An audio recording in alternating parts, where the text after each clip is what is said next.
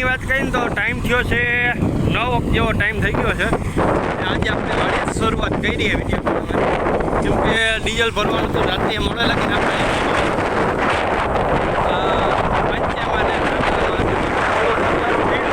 અત્યારે તલની આપણે વાત કરીએ તો તલ 42 જેવા કંઈક છે. એ ટ્રેક્ટર આપણું ફાઇનલી કમ્પ્લીટ ચાલુ થઈ ગયું છે ને આવી રીતના કંઈક હાલે અત્યારે હાલમાં. હજી મુહૂર્ત જ કર્યું છે, એકાદી 2 મિનિટ નથી થઈ, ચાલુ કર્યું જ છે. ચાલુ કર્યા ભેગો વિડીયો બનાવવાનો આપણે ચાલુ કરી દીધું છે. રેસની વાત કરીએ ને તો 1100 RPM છે.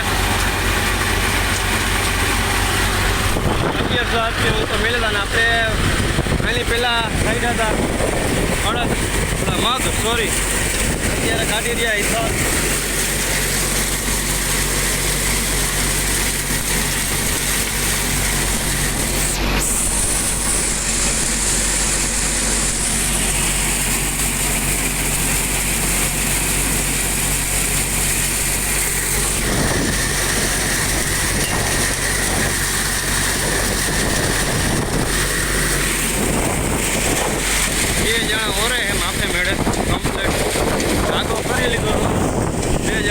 અત્યારે 2 જણા ઉભડા હારે આ ભૂકી નથી હકવાના માણસો આપણે બોલાવવા જોઈએ. જોવો ઘટે નહીં કે વથરા કાઢી નાખી કા ભાઈ ભડકી ગઈ એમને હવારમાં તલ કાઢવા. એમાં જો આપણે નીચલા જે જાણ દેખીને આપણે હરિયા પારા એમાં આપણે પારા બાંધીને મગફળીનું વાવેતર કર્યું એ પણ ઉગી ગયું હોય મસ્તી રીતનું ઉજ્જવળ થઈ ગયું. હું તમને એ પણ બતાડીશ. તો બન્યા આપણે નવા બ્લોગમાં, નવા વિડીયોમાં, નવી વાતો સાથે, નવા ખેડૂતના નવી વાડીના વ્યૂ લઈને આવતા હોય, નવા પાક આપણે કાઢતા હોય એટલે એના આપણે વિડીયો બને ત્યાં લગી બનાવતા હોય. મિત્રો હાલમાં તમે જોઈ શકતા હશો કે આપણે છે ને મગફળીનું ગિરનાર 4નું વાવેતર કર્યું હતું ને એનું જે અત્યારે પોળા ઉપાડી રહ્યું છે. હજી દેખાતી નથી, પોળા ઉપાડે છે, મોટા પોળા દેખાય છે એટલે કે કાલ સવારે હારું પૂરી જાય. અત્યારે પોળા ઉપાડી લીધા છે કમ્પ્લેટ. ને આનથી એક દીનું આગળનું વાવેતર હતું એ પણ હું તમને બતાડી દઉં. એ ઉગી ગયું હશે, એમાં સારું દેખાતી હશે કમ્પ્લેટ. ને આમાં આમ પોળાની સારું દેખાય, સારું નથી દેખાતી. તો ચાલો બિનારીઓ એ પણ હું બતાડી દઉં, કેમ કે આ 9 કે 9.5 વીઘાના બ્લોકની અંદર એક દિવસ રહીને વાવેતર આપણે કર્યું હતું. તો એ વાવેતરનું આપણે અત્યારે જોઈ લે કેવું કંઈક છે તો પડી રહે.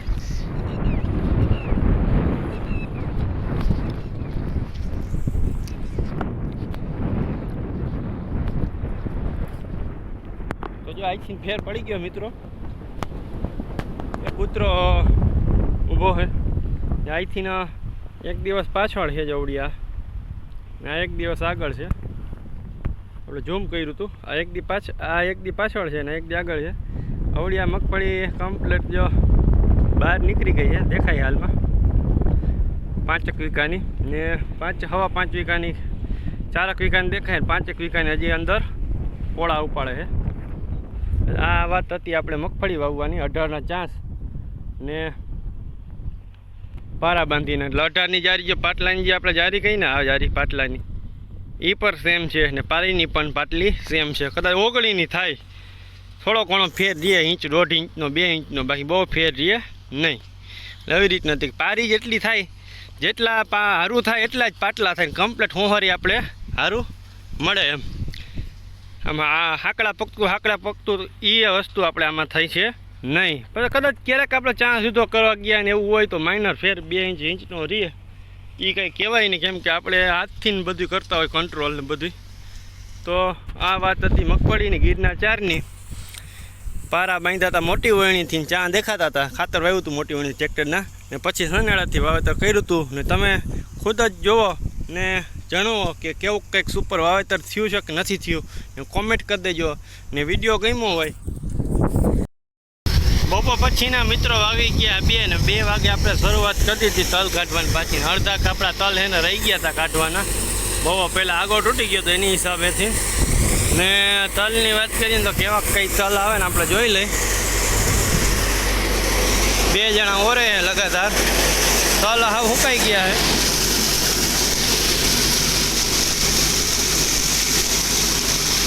કાચો દાણા બહુ છે, કાચા દાણા બહુ છે ને એના હિસાબે કોક પીરો દાણો અને કારો દાણો બતાય છે.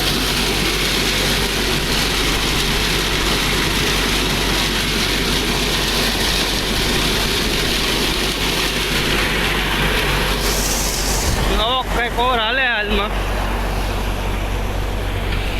હારા વિક્રમ બગડાટી બોલાવી દો, વિક્રમ બગડાટી હો, કઈ ઘટે નહીં એમાં. હા, 2 જોડી તલની ઉફળ્યું હારે હે, 4 જણા, 2 બૈરા હે ને 2 જણું હે છોકરા, 2 જણા ઓરે હે માપે મેળે.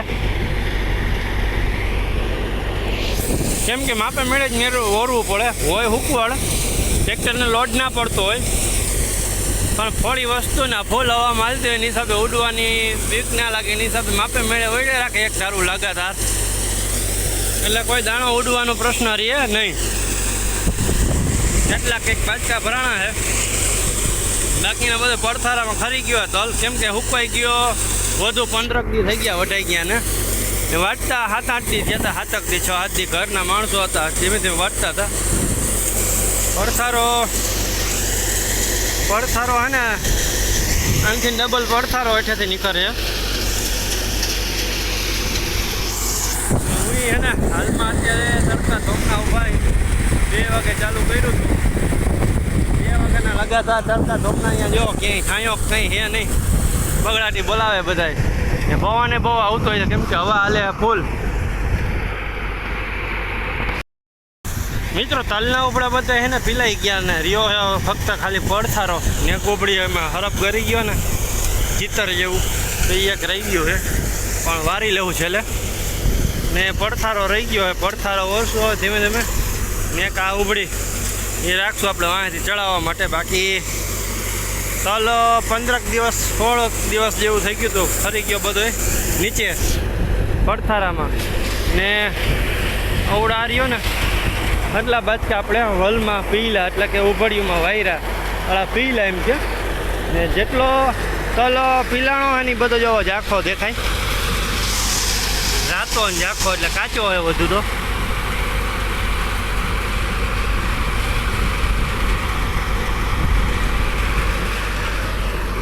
બાકીનો બધો તલ છે ને હવે આપણે પડથારાનો ઓરશું. તો બન્યા રહ્યો નવા વિડીયોમાં, નવા બ્લોગમાં. રોંડાના વાગી ગયા 5:45 ને આપણે આવી ગયા ભરતથી દેવુભા જાળજાની તલ કાઢવા.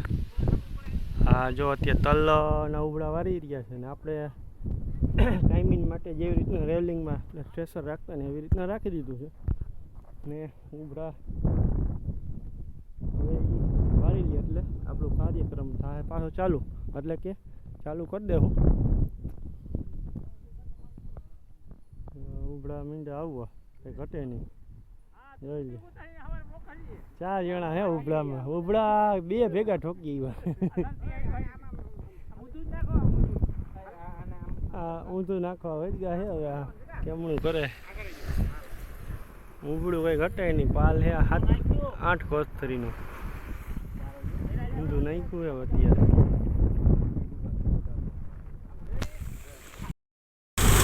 મિત્રો રાતના 8-8 જેવો ટાઈમ થઈ ગયો છે ને હજી આપણે અડધે પીગાહી, બીજા ઢગલા મેળવ્યા ભરતસિંહની અડધે પીગાહીને હવે બંધ કરવાનું થાય, કેમ કે હવે કાલ હાંકશું બહુ પછી, કાલ સવારમાં બીજે જવાનું છે ને કાલ બહુ પછી હાંકી નાખશું.